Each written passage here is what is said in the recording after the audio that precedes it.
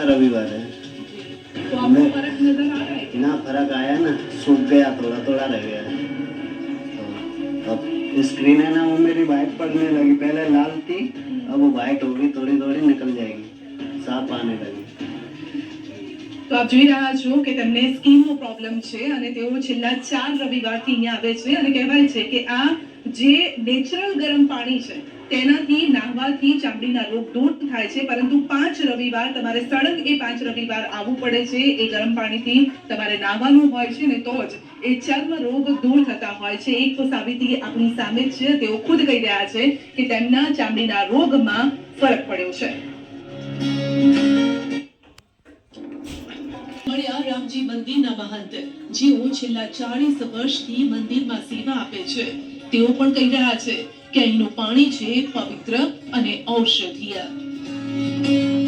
તો આ ઠંડા ગરમ પાણીના કુંડ છે, કુદરતી પાણી છે, તે નાવાથી ચામડીનો કોઈ બી રોગ હોય, રોગ હોય, ખરીદ હોય, એ મટી જશે। ફક્ત ગુજરાત જ નહીં, 4 ધામની યાત્રા કરતા લોકો પણ અહીં આ અજાયબીને જોવા આવે છે। મધ્યપ્રદેશથી કેટલાક પ્રવાસીઓ અહીં આવ્યા, જેઓ પણ આ જોઈને દંગ રહી ગયા। जूनागढ़ से होते हुए इधर जा रहे हैं हम पावागढ़ के लिए।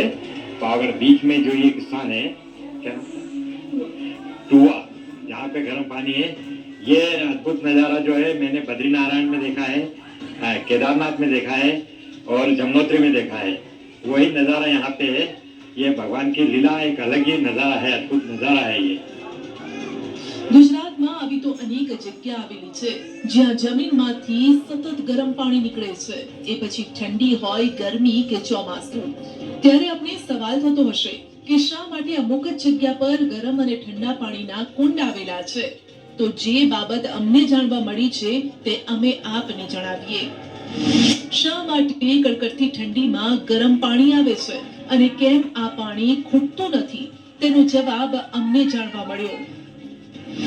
જાણકારોનું માનીએ તો બહારના તાપમાનની અસર જમીનની અંદર રહેલા પાણી પર નથી થતી। ઠંડીમાં ભલે બહાર માઇનસમાં તાપમાન હોય, પરંતુ જમીનની અંદર પાણીનું તાપમાન એટલું જ રહે છે। તેની પાછળ જાણકારોનું માનવું છે કે જમીનની સપાટીની નીચે ગ્રેનાઇટ પથ્થર પણ હોઈ શકે છે, જે પાણીને ગરમ રાખે છે।